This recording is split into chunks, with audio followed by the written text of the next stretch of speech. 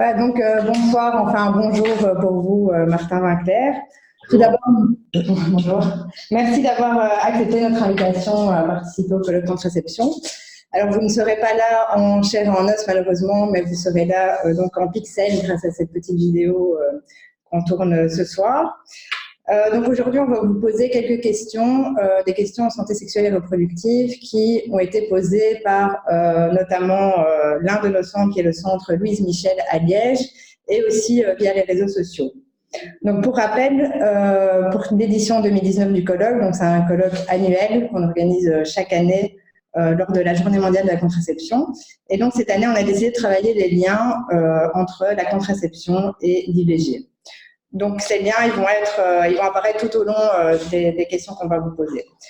Je vais vous présenter rapidement Yannick Mandigard, qui est gynécologue obstétricien et chef de clinique au CHU Saint-Pierre. Il est également coordinateur d'un centre de planning et modérateur du colloque. Et donc, moi, je suis Caroline Watillon et je suis chargée de mission à la Fédération laïque sur les thématiques contraception et IVG. Est-ce que je peux tout d'abord vous demander de vous présenter en quelques mots?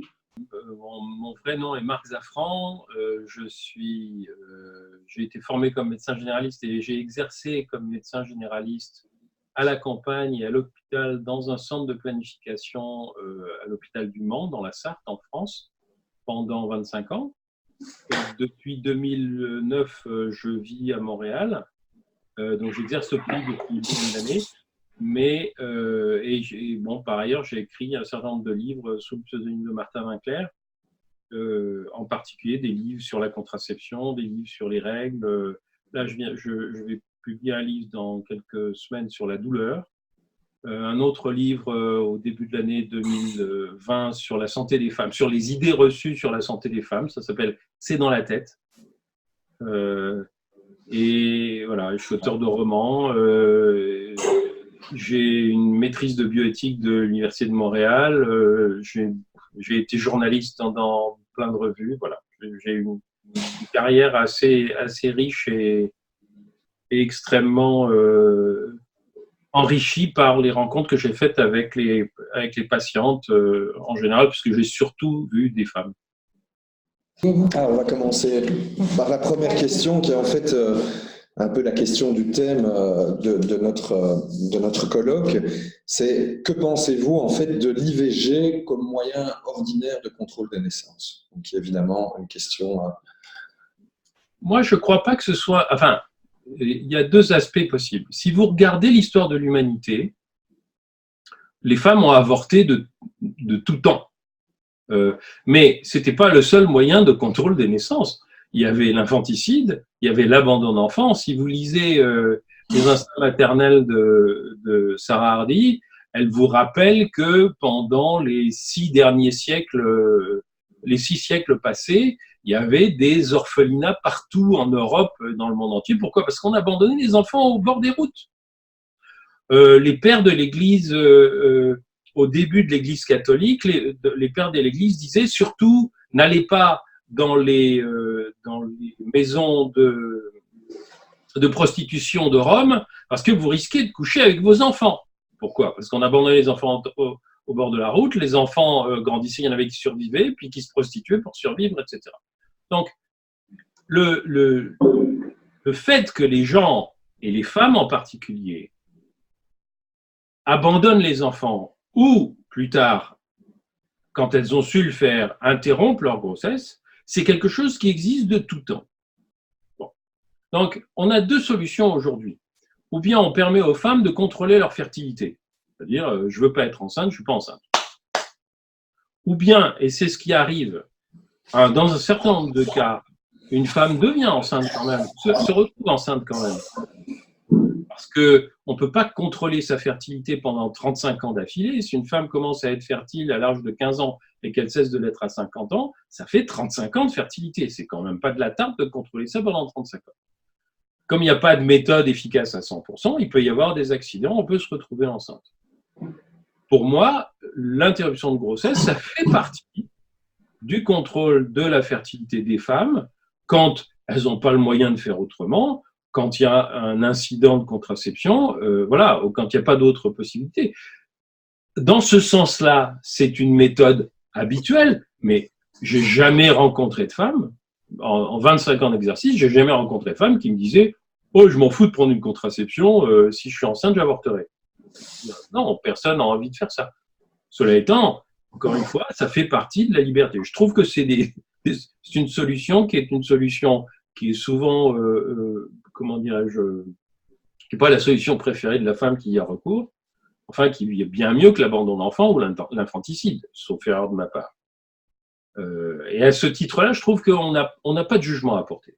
Que ça se passe dans le corps d'une femme, c'est son corps, on n'a pas à toucher à son corps, c'est elle qui décide ce qui se passe dans son corps. On peut l'aider, on peut la soutenir, on peut la conseiller, on peut la consoler si elle est triste, mais on n'a pas à s'en occuper. Et pour moi, c'est une certitude que j'ai depuis toujours, précisément parce que je ne suis pas une femme, et que je ne voudrais pas qu'on s'occupe de ce qui se passe dans mon corps. Voilà ma position par rapport à ça. Mais encore une fois, je pense qu'il y a une différence entre la liberté pour une femme de disposer de son corps et de la grossesse qu'elle est en train de porter éventuellement, et puis l'idée que c'est une méthode, comment dirais-je, quotidienne. C'est pas quotidien. Encore une fois, j'ai jamais rencontré de femme qui voyait ça comme une méthode habituelle, préférable à toutes les autres. Merci. Un peu dans la suite de ce sujet-là, comment vous aborderiez la question du choix justement de la non-contraception avec les patientes? Dans un climat actuel qui est un climat de rejet, par exemple, de la contraception hormonale, c'est vrai qu'on est de plus en plus confronté à des patientes qui ne désirent plus prendre de contraception et avoir recours à des méthodes plus entre guillemets. Moi, j'ai le sentiment, mais c'est des questions individuelles. Hein. Je veux dire, je pense qu'on ne peut pas généraliser. J'ai le sentiment que le plus souvent, parce que ça m'est arrivé tout au cours de ma carrière, de voir des femmes qui disaient « Moi, je veux pas la pilule, je veux pas le stérilet, je veux rien du tout. » Bon. Et mon attitude a toujours été de leur demander « Ok, très bien. De toute façon, personne ne va vous imposer une méthode. Est-ce que vous pourriez me raconter ce qui fait que vous ne voulez aucune méthode? Est-ce qu'il y a des raisons précises? Est-ce que vous avez peur de quelque chose? Est-ce qu'il y a quelque chose qui vous a particulièrement bouleversé ou maltraité ou mise dans l'inconfort? J'ai rencontré beaucoup de femmes à une époque où les poses de stérilet n'étaient pas du tout courantes. Il y avait beaucoup de femmes qui les refusaient parce que beaucoup de médecins le leur refusaient en leur disant c'est dangereux. J'ai rencontré beaucoup de femmes au centre d'IVG où je travaillais, qui me disaient « Ah non, un stérilet, moi, j'en veux pas. » Je disais « Ok, est-ce que vous avez déjà vu un stérilet? » Oui, mais j'en veux pas. D'accord, mais est-ce que vous en avez vu? Non. Est-ce que vous me permettez de vous en montrer un? Puis quand on leur montrait le truc avec les deux fils et le bout de plastique avec un peu de cuivre, elles disaient « Ah bon? C'est tout petit? » Oui. Et c'est comment? Ben, prenez-le, mettez-le dans votre main, regardez, est-ce que ça peut être... Elles avaient peur d'être blessées par le stérilet. Donc, c'est-à-dire que il me semble que face à quelqu'un qui vous oppose une fin de non-recevoir vis-à-vis de n'importe quoi, que ce soit les méthodes en général ou une méthode en particulier, moi, mon attitude, c'est toujours de dire, bon, mais vous avez sûrement une bonne raison, j'aimerais la comprendre et la connaître, est-ce que vous voulez me la confier? Et à ce moment-là, d'essayer d'amorcer une sorte de désescalade de la raison pour laquelle la femme est opposée. Je ne dis pas que ça marche toujours. Cela étant, ça m'est arrivé aussi de voir des femmes qui venaient me voir en me disant « Je ne veux aucune méthode. Je veux simplement, par exemple, avoir des repères pour savoir quand est-ce que c'est le moins dangereux pour moi. » Ça me paraît être une attitude tout aussi légitime que les autres. C'est plus long, parce que et puis c'est inconfortable pour les soignants parce qu'on a toujours peur de mettre les femmes dans des situations de danger en leur donnant des informations qui ne seront pas suffisantes, qui ne vont pas leur permettre de se défendre ou de se protéger de manière adéquate. Alors, je comprends que c'est une méthode qui est une méthode inconfortable, c'est une situation inconfortable. Mais je pense fondamentalement que quand on est face à une femme qui nous oppose une fin de non-recevoir vis-à-vis de tout ce qu'on lui propose, la seule attitude soignante, éthique, consiste à lui dire « c'est votre choix le plus, votre droit le plus strict. Sachez que si pour une raison ou pour une autre, vous êtes amené à revenir me voir parce que vous avez un problème, quel qu'il soit, sachez que, 1, je ne vous ferai pas de remarques. 2, je ne vous jugerai pas. 3, je ne vous refuserai pas les soins auxquels vous avez droit. Ça pourrait être une IVG, par exemple. 4, je ne vous imposerai pas non plus quelque chose. Si jamais vous revenez en me demandant une IVG, je ne vous dirai pas maintenant, il faut que vous preniez quelque chose. Non. Je serai là à votre service pour vous donner accès aux droits que vous avez. Bon. Pourquoi? Parce que je pense que, au fond, la chose la plus importante, c'est de montrer à ces femmes qu'on les respecte.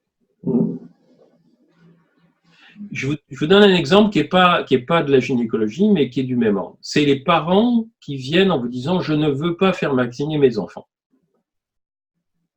Et j'en ai eu. Je veux dire, c'est pas d'aujourd'hui le coup des parents qui veulent pas vacciner les enfants. Dans les années 80, il y en avait déjà. Bon. Je me souviens très bien d'une famille où ils n'avaient pas vacciné leurs enfants du tout. Mais du tout. Un jour, ils avaient 3 ou 4 garçons petits, qui avaient entre 3 et 8 ans. La mère se ramène avec les 4 garçons qui avaient la coqueluche. Tous les 4. Elle était malheureuse comme tout. Moi, je savais qu'ils n'étaient pas vaccinés. Elle m'en avait parlé. Elle m'a dit, de toute façon, je lui avais dit, madame, moi, je ne vais pas vous obliger à faire vacciner vos enfants. Je ne suis pas là pour ça. Elle avait ramené les enfants. J'avais soigné les 4 enfants pour la coqueluche et je n'avais pas fait de commentaire.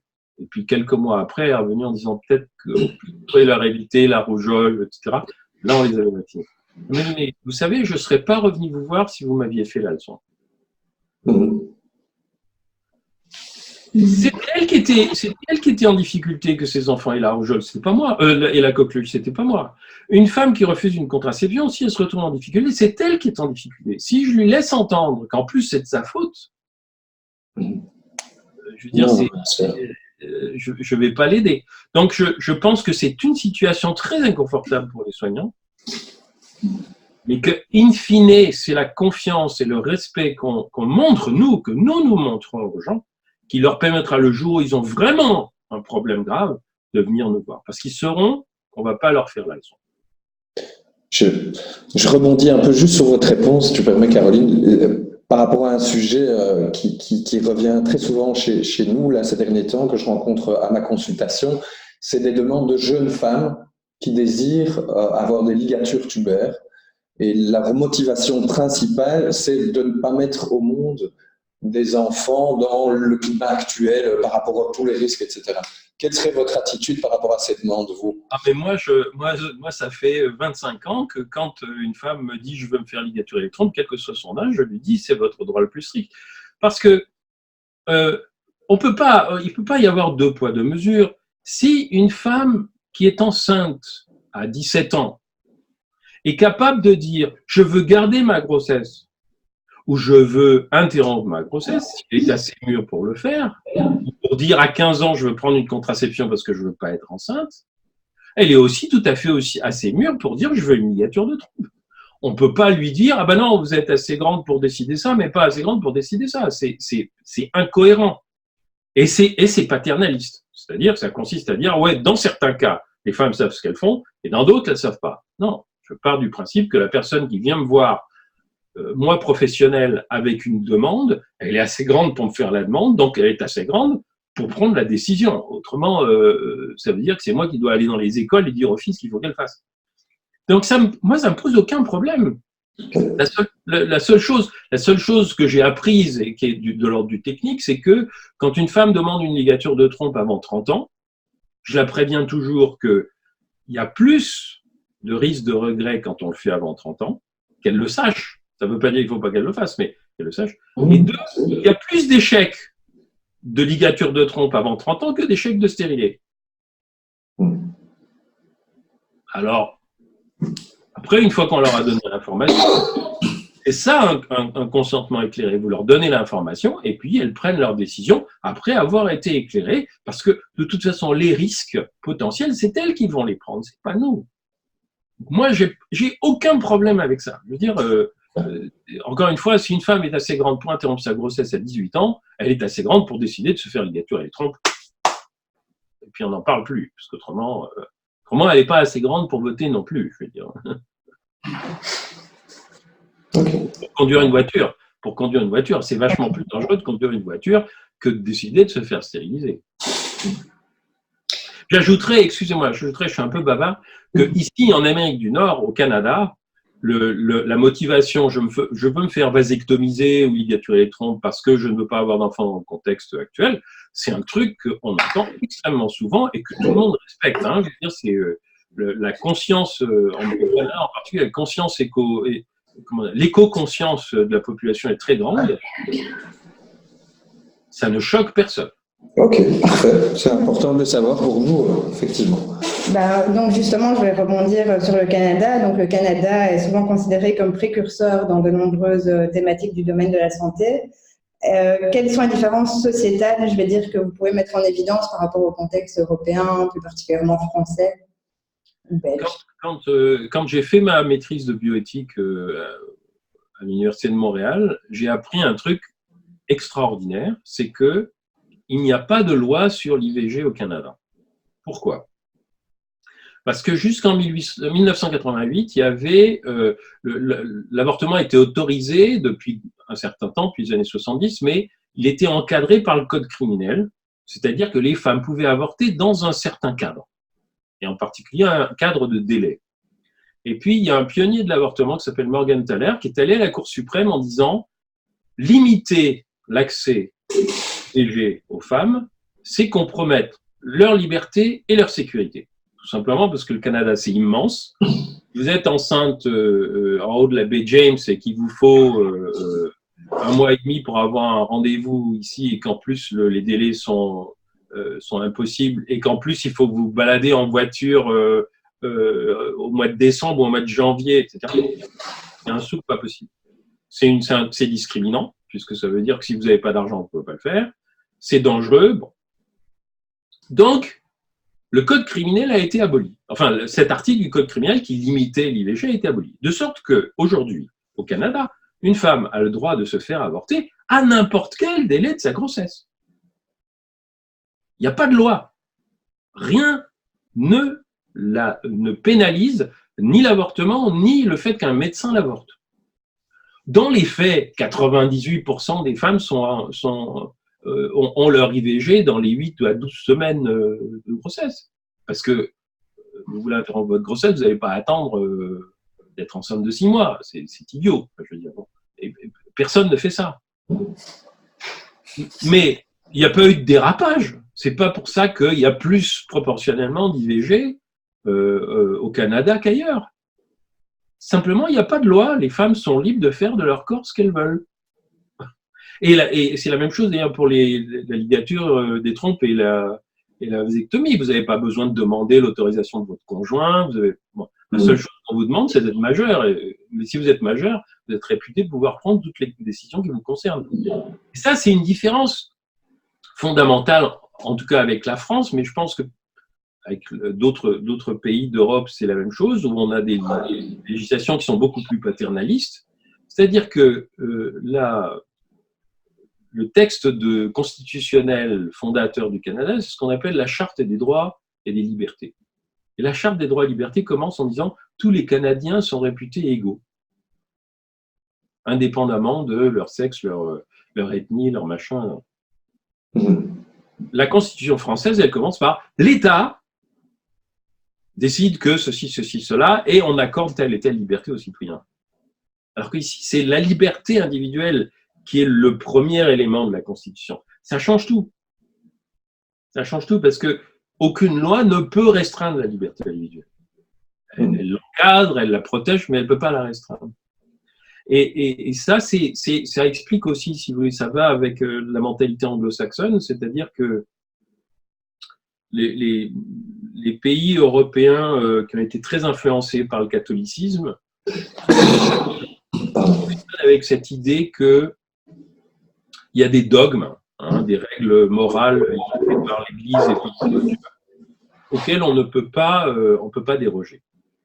Alors que les pays anglo-saxons et les pays qui sont beaucoup plus influencés par le protestantisme, ils partent de l'idée que l'individu est seul responsable face, s'il y a un Dieu, face à Dieu. C'est pas aux autres de le juger. Tu prends tes responsabilités, c'est bon. Il y a des règles sociales, mais les règles morales, je veux dire, on est seul face à son créateur si jamais il y a un créateur.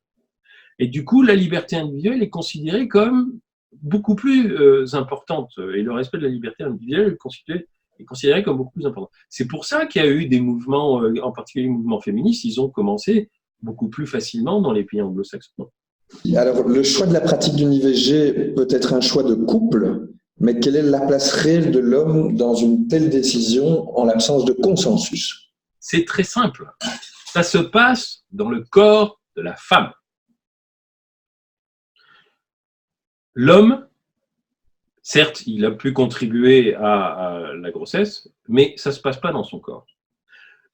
Une grossesse, si une femme poursuit sa grossesse, les risques vitaux sont pour elle. Dans un couple, si on décide de mener une grossesse, les risques vitaux sont pour la femme. S'il y a une embolie qui survient, une phlébite, ça va se produire chez la femme, pas chez le père. Donc, à partir du moment où, un, ça se passe dans le corps de la femme, et deux, c'est la femme qui prend le risque, c'est à la femme de prendre la décision. Je veux dire, je regrette, je regrette que ça puisse pas être comme ça. Si on pouvait alterner la gestation des enfants, bah, très bien.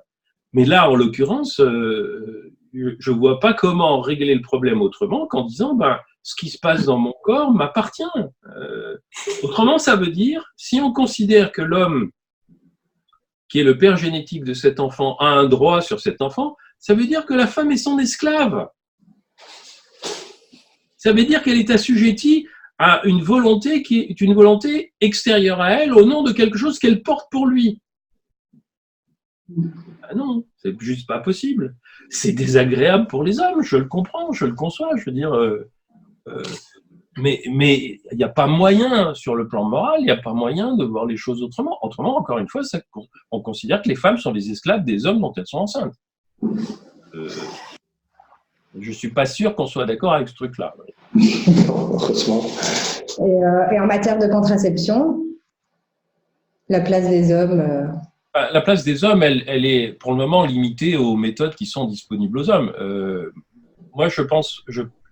J'appelle de mes voeux qu'il y ait une contraception simple, facile à utiliser, réversible et tout ce que vous voulez pour les hommes. Et je ne demande pas mieux que de voir des gens réaliser ça. Cela étant, ça ne réglera pas le problème. Je vais vous donner un exemple personnel. Je vis avec une femme qui porte un dispositif intra-utérin. C'est elle qui a choisi sa contraception. Et je lui dis, est-ce que tu serais plus confortable? Elle ne veut pas d'enfant. Je ne veux pas d'enfant. On ne veut pas d'enfant ensemble. Moi, j'en ai de mes mariages précédents, mais on n'en veut pas ensemble. On ne veut pas d'enfant, du tout. Moi, plus, elle, pas. Et je lui dis, est-ce que tu serais plus confortable si je me faisais faire une vasectomie? Elle me dit, c'est ton choix, mais ça ne réglerait pas mon problème. Imagine, par exemple, que pour une raison ou pour une autre, j'ai plus de stérilet. Toi, tu as ta vasectomie, j'ai plus de stérilet, mais je me fais agresser par quelqu'un et je suis violé. Le problème de ma contraception n'est pas réglé. Imagine qu'on se sépare. Le problème de ma contraception n'est pas réglé. Et elle a raison. C'est-à-dire que la contraception masculine, c'est une nécessité qu'on en dispose, ne serait-ce que parce qu'il y a des hommes qui ne veulent pas avoir d'enfants. Bon, ils ont la vasectomie, mais pour le moment, ils n'ont pas autre chose de pratique et de réversible. Mais ça ne règle pas, la contraception des hommes ne réglera pas la nécessité pour les femmes d'assurer elles-mêmes leur protection.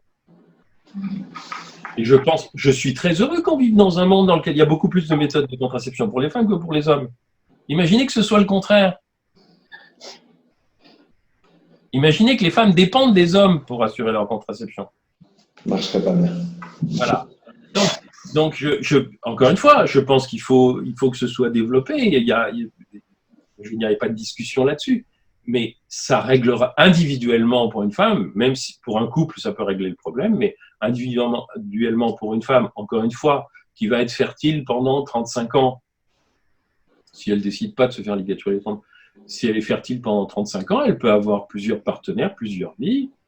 Elle ne peut pas compter sur les hommes pour assurer la contraception en ce qui la concerne. Ça va toujours faire l'objet d'une négociation qui va être ponctuelle avec le partenaire qu'on a à ce moment-là. Caroline. Merci. En tant qu'animateur en éducation sexuelle, que pourrait-on aborder pour favoriser la contraception et peut-être mieux vivre le recours à l'IVG? Vous voulez dire avec les jeunes gens, avec les adultes? Oui. Moi, je pense que ce qui marche toujours le mieux, c'est plutôt que d'avoir, enfin, ce que j'ai trouvé qui marchait toujours le mieux quand je faisais des réunions de présentation, c'est de saisir les questions qu'ils ont plutôt que de leur imposer un discours préfabriqué. Je crois qu'on peut arriver avec beaucoup de documentation, des sites internet, des infos, mais je crois que ce qui est le plus riche, c'est toujours la question qui vient du groupe, même la question qui paraît complètement faite pour rigoler, etc. Moi, j'ai jamais pris les questions qui venaient, même les questions un peu provocatrices, comme des plaisanteries. Je les ai toujours prises au sérieux. Et évidemment, à partir du moment où on prend toutes les remarques, y compris les plaisanteries, au sérieux, on dit, je te prends au sérieux. Si tu viens avec une remarque, une question qui est peut-être faite pour faire rigoler, mais qui au fond t'es venu, c'est qu'il doit y avoir quelque chose qui t'intéresse là-dedans. Et je trouve qu'on n'a pas assez tendance, et c'est un peu comme en consultation, les médecins sont formés à procéder à des interrogatoires structurés. Mais finalement, ça ne marche pas toujours aussi bien que de s'asseoir comme ça et de dire aux gens, racontez-moi. Parce qu'ils savent pourquoi ils viennent. En tout cas, ils savent ce qui les gêne et qui les a amenés à venir. Ils ne savent peut-être pas exactement pourquoi, mais ils savent ce qui les a amenés là. Ils sont capables de dire où ça fait mal, où ça fait pas mal, ce qui les angoisse, etc. Donc peut-être qu'il faut leur laisser le dire, etc. Et ils ont des questions qu'ils n'osent pas toujours poser parce qu'ils pensent que ces questions ne sont pas légitimes, ou ne sont pas correctes, ou sont pas. Et moi, je pense que c'est indépendant de l'âge. J'ai vu ça avec des gens très âgés, j'ai vu ça avec des gens très jeunes. Donc, quand on va faire de l'éducation sexuelle, moi, je trouve que le plus important, c'est de laisser la parole aux gens qui sont là. Après, il faut trouver des méthodes pour que ce soit facile. Des fois, il faut séparer les filles et les garçons. Hein. Je veux dire, ça peut être compliqué s'ils sont mélangés.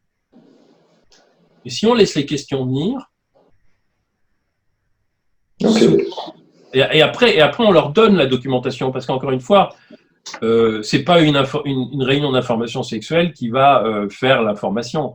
On va leur donner des pistes, on va leur dire, écoute, là, peut-être qu'il y a des questions que tu veux pas poser, mais je te dis sur quel site tu peux aller, à quel téléphone tu peux appeler, quelle personne tu peux aller voir, etc.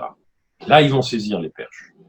Quelques questions peut-être. Oui, on va vous poser maintenant des questions. Rafale, entre guillemets, des questions peut-être qui nécessitent des réponses plus courtes, mais on peut aussi évidemment s'étendre sur le sujet. Mais la première, c'est la clause de conscience par rapport à l'IVG, qui existe donc en tout cas en Belgique et dans de nombreux autres pays. Est-ce que vous êtes pour ou contre?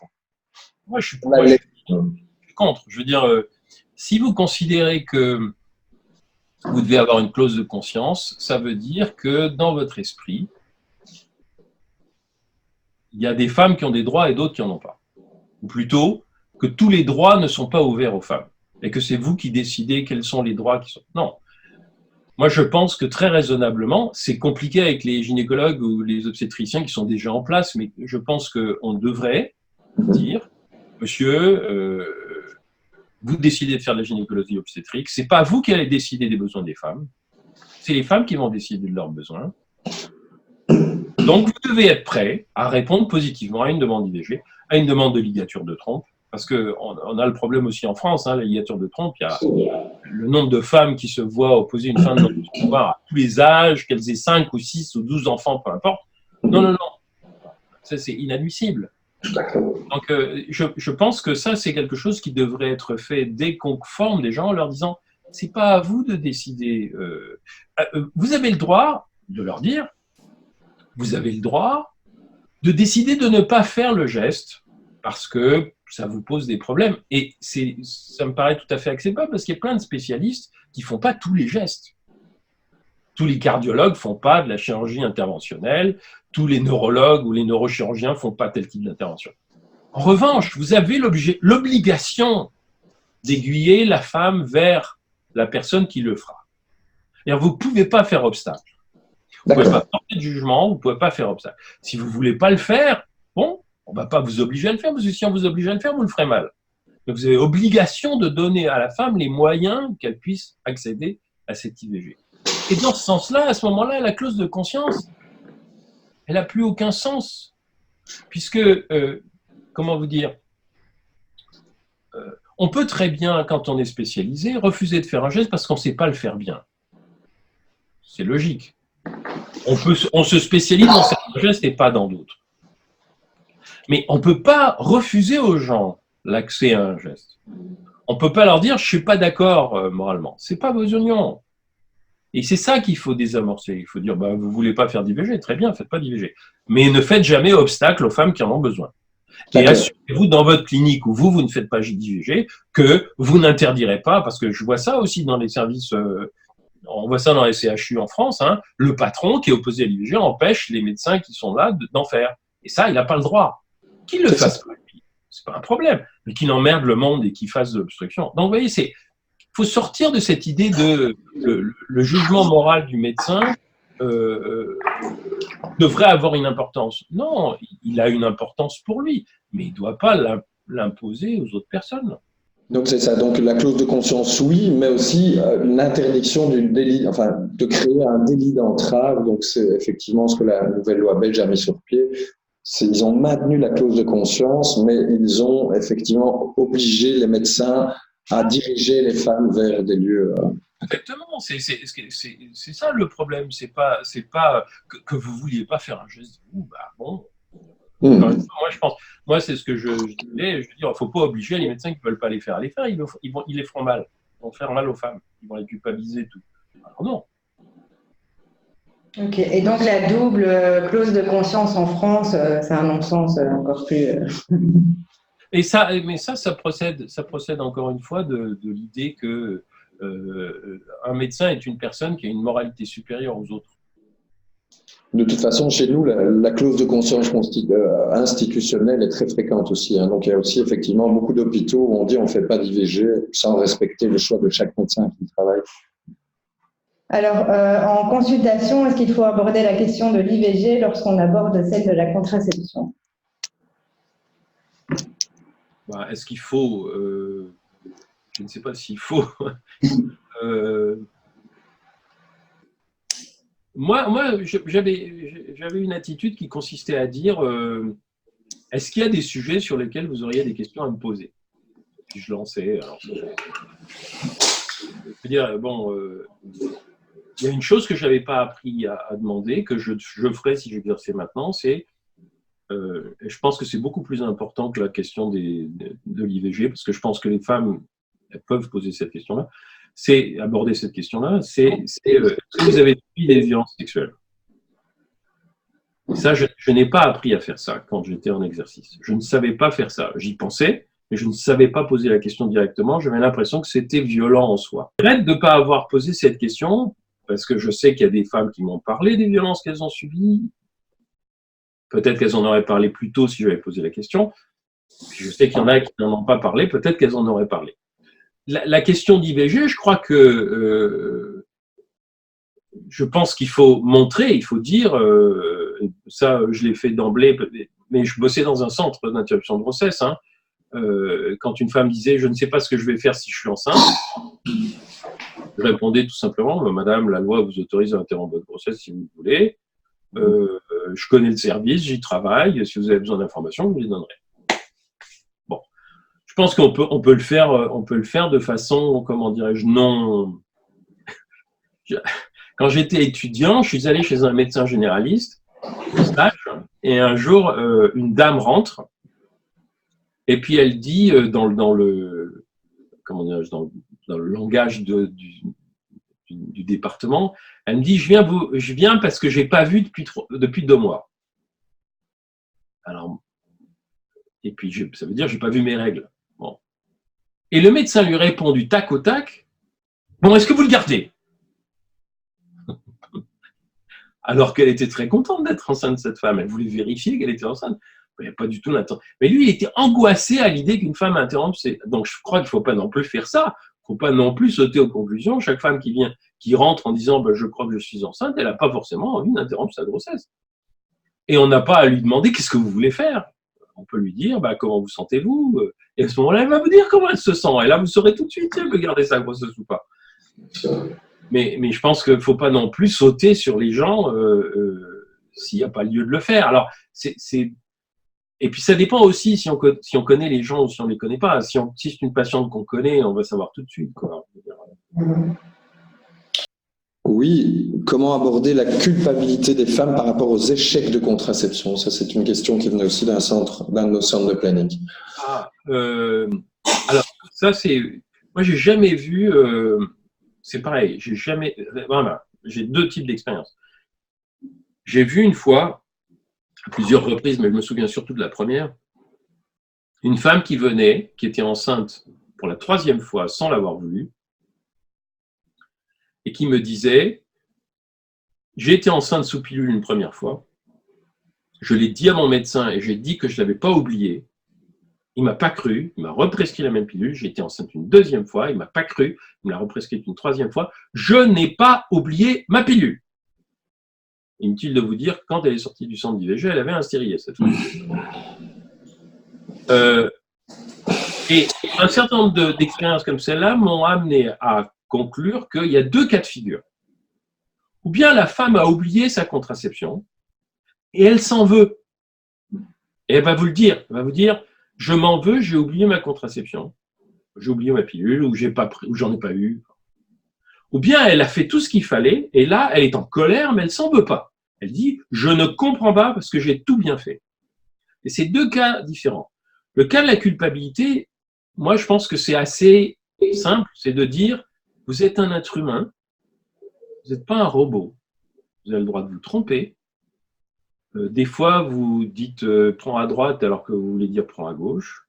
Si vous avez des enfants, des fois vous dites le prénom d'un enfant à la place d'un autre. Le cerveau, c'est pas une machine exacte.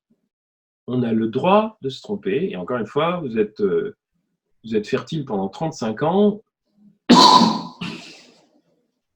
Bien, encore une fois, vous n'êtes pas un robot. Vous en voulez.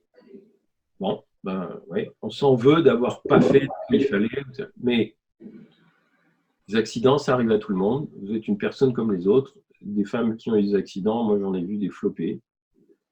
Et quand on a un accident, qu'est-ce qu'on fait? On essaye de régler l'accident et puis on va de l'avant. Et on essaye de trouver une méthode pour pas avoir d'accident. Ça peut être une occasion de discuter. Est-ce que finalement, la méthode que vous utilisez, c'est la meilleure pour vous? Ou bien est-ce que vous l'utilisez parce que vous avez peur des autres?